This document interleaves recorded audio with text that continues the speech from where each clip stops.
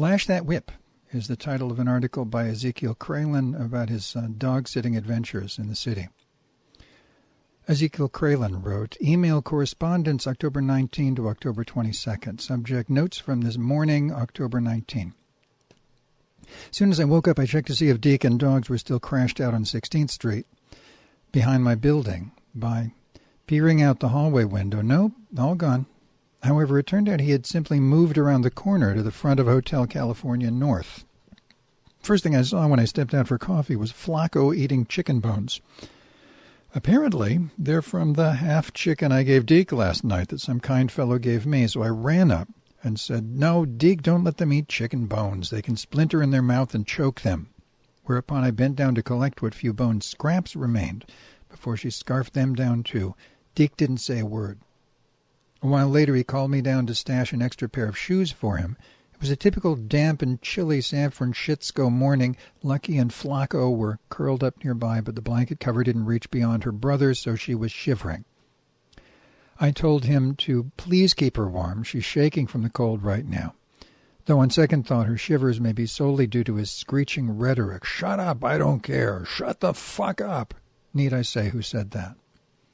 Flacco then attempted to jump onto his lap, probably to comfort him. She's that sweet-natured, but he knocked her back down. Not that hard, more like a shove, just the same.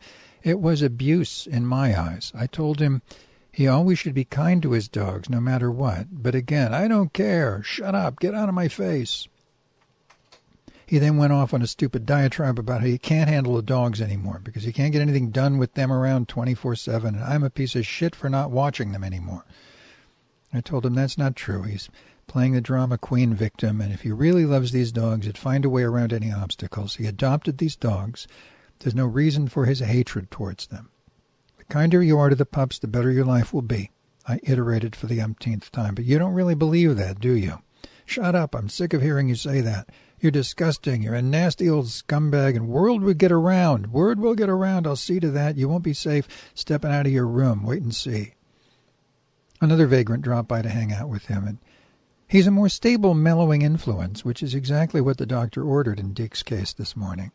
He's still out there, and I can see him speaking calmly with my trickster, and he did arrive early enough to witness all of Deke's verbal attacks. At any rate, he really tore into me, accused me of not truly caring for the doggies. He's going to tie him up on a post out front and leave him there. I told him if he does that, I'll have animal control take them and report him to the police for cruelty. His visitor sat there calmly, didn't speak a word, as Deke continued harassing me with a whole litany of false and horrid accusations. I warned him if he screamed outside my building again, I'd call the cops. He did, so I did. I'm still waiting for the SFPD to show up, even though he's finally departed and took the mutts with him. Thank God. I'm not sure anymore if that's a good thing or a bad thing. But before he took off, he hollered out, Zeke Kralin, I'm leaving the dogs here. Meanwhile, our building's maintenance man was outside again to further work on the ATM alcove and probably witnessed Deke's behavior. That's just great. Speaking sarcastically here. Deke called me outside one final time, claiming I didn't charge the speaker. It's already down to 20%. I told him I didn't know what to say because it displayed a full charge by the time I got up, and I left it plugged in until he asked me to bring it downstairs. Then he flew off into another tirade, so I simply waved a hand at him in disgust and returned to hovel to complete this missive. By the way, the woman who picked up my non-emergency call was awfully kind, said she's a dog lover too, and thanked me for caring so much for these pooches living on the streets. I told her, thank you immensely. I've tried everything I can possibly do to turn this into a happy ending, but he keeps obstructing me every step of the way with paranoid accusations. She said she understands perfectly and reminded me those dogs were his emotional support. For me too, I replied, but when he turns on me with threats of violence, that's where I draw the line. She told me if he harasses me any further to call 911. Really? I said. I can call 911 at this point since the crisis has escalated? She said yes, by all means, and wished me success in this difficult scenario. Now, let's drop the asshole for a moment so I can tell you about a sweet dream I had last night. It starred my quasi-fascist neighbor, Mo Fleischer, who, as you know, played an enemy of mine because anti-homeless and recently passed on. In the dream, he was descending the stairs from my third floor with his 2 Papillons, both of which have long ago died and owned in separate decades. The first one, Skellington, the third, or Skelly, he kindly shared with me, so I guess he's not all that bad a person. He looked young and healthy. He died at 62 and looked pretty awful, though still overweight, and gave me a warm smile as I stepped out the door to my hovel. He then approached me and laid a gentle hand on my shoulder and spoke reassuring words that lit up my world. What exactly those words were, I can't recall, but his impression was of great kindness. I then smiled back, said some friendly words in exchange, again not recalled, and that's when I woke up at 4:30 a.m. to be precise. I felt joy for the dream, taking it as a sign that my present fiasco will soon be resolved in the most positive of ways, then rolled over and resumed my slumber. Addendum. And now my phone's dying because it no longer charges. For the past several weeks, it would only do slow charge, even though I'm using the charger and cord it came with, which should say AC charge on the screen. I tried different cords, different chargers, but no cigar. The timing is terribly ironic in light of my need to keep in touch with the police, as well as a very tight budget this month. Nevertheless, I ordered a $29 track phone model a few minutes ago. It will arrive tomorrow, but I'm freaking scared that setting up with keep the same number may have glitches in it or delay the new setup for God only knows how long. This is the first time I'm switching to a new phone, and TracFone is not known for its seamless service, to put it politely. Subject. So stupid. October 21, 5:45 p.m. My situation with the failing phone. I turned it off for a while so it would charge faster, and at 34% I turned it on again, only to discover the cops had dropped by, but I didn't answer.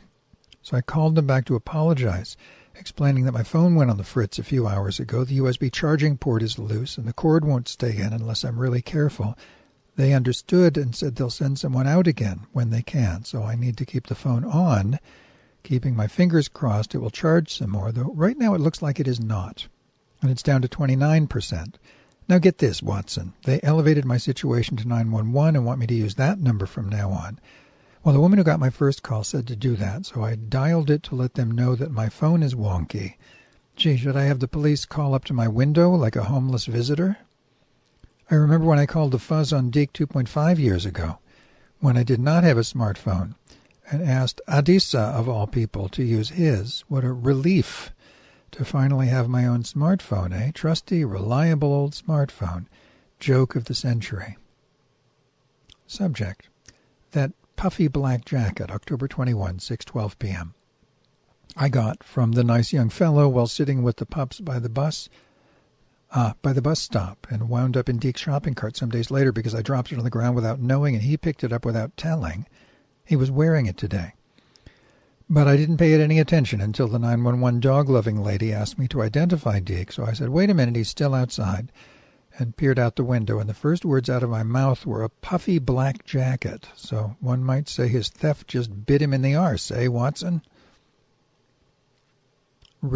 Easier, better, October 21, 6:56 p.m. Marshall McGee wrote, I'm at home working on tonight's MOTW show. I think I'm supposed to be Marshall McGee here. He's calling me Marshall McGee, and he's changing the name of my show so that I'm fictionalized in some way. I don't see why that's necessary. Marshall McGee wrote, I'm at home working on tonight's MOTW show. I got one of your PDFs. I grabbed the text, pasted it into my show file, and it's scrambled.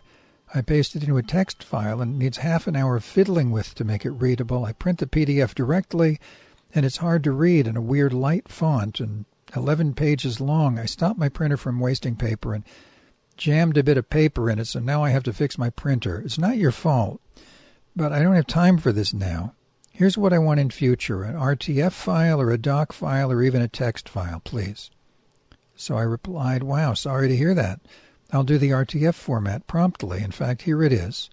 A scammer and a scooter. It's just 41.6K. And a few minutes later, Marshall added, or just in the body of a text-only email with 2 hard returns between paragraphs. I fixed the printer I knocked over a mason jar of tea in the microwave, but that's okay. It's an opportunity to clean the spaghetti sauce spatter out of there. Subject. Well, that was a relief. October 21, 9:35 p.m. Cops dropped by again. This time my phone was on and functioning. I told them the situation with Deke, that he threatened me with violence and dog abandonment and so on, and they said there's not much they can do about it right now. But to call 911 should it be necessary in the future. They asked if there's anything else they can do for me, so I said yes. Can you possibly speak to him, as he might think twice about dropping by again, since he'll know I'm serious about getting him arrested and charged with animal abuse. I made it clear that I'm mostly concerned about those dogs. They should be removed from his possession.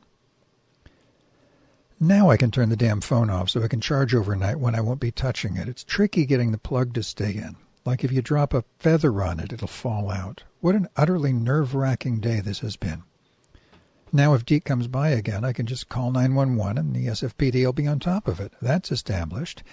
And I can't thank the police force enough for their prompt handling. Very impressive. So Marshall's informing me that his printer can't handle the PDF files for some reason was just another jangle on my nerves, but that's been quickly resolved as he replied, the RTF files come out great, thank you.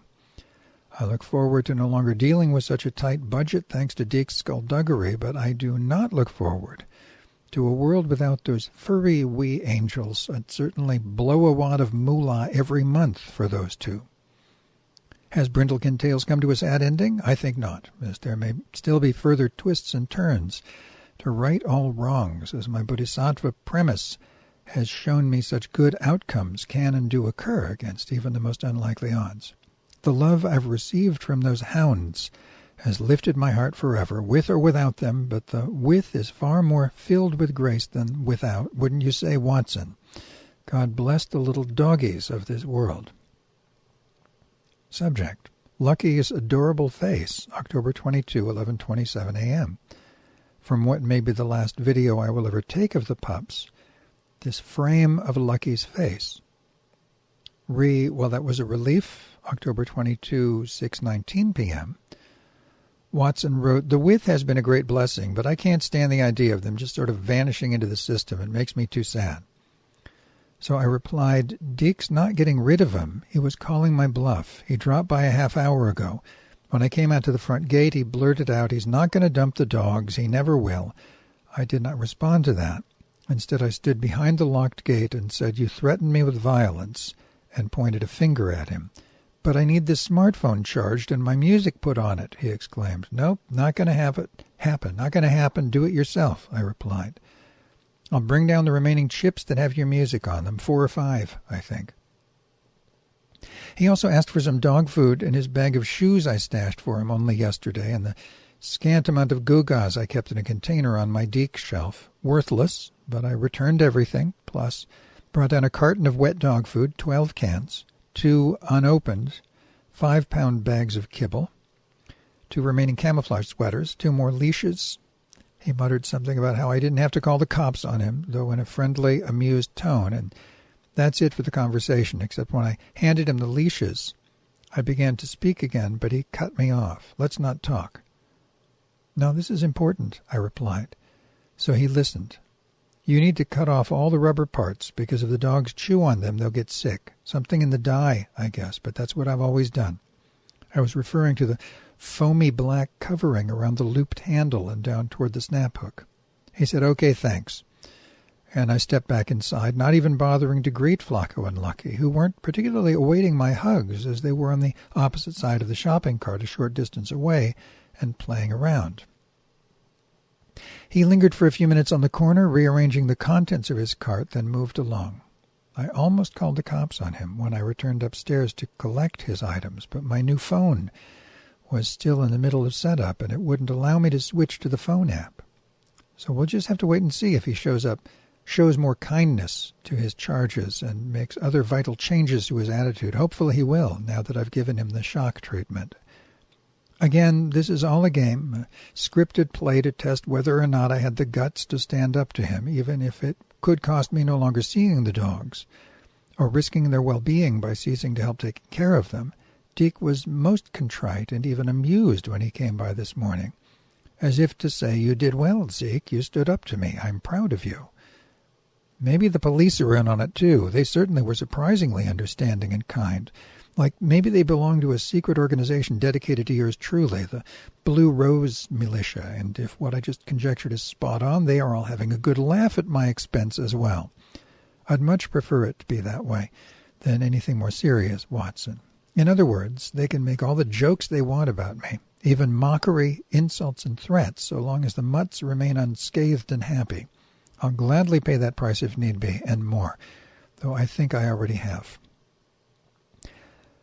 Well, my new phone arrived 4 hours ago, and transferring my phone number over was indeed seamless. The phone is prepaid, but I wondered if I'll lose the prepayment, since I already am paying monthly. And the phone was purchased via Amazon instead of directly from TrackPhone, but no, they tacked on an extra month, so my next payment will be December 12 instead of November. Now, my lifeline to the SFPD is once more intact. The threat of arresting Deke and charging him with animal abuse is the card I'll wave in his face. Every time he starts to veer in the wrong direction, he needs to carve out his own way and love the doggies with all his heart at the same time, instead of leaning on me so much. There will be no more dog-sitting for him either, unless a big change happens to foment a better arrangement than the first time around. Deke's got to make more breakthroughs, and I'll be glad to lash that whip whenever called for.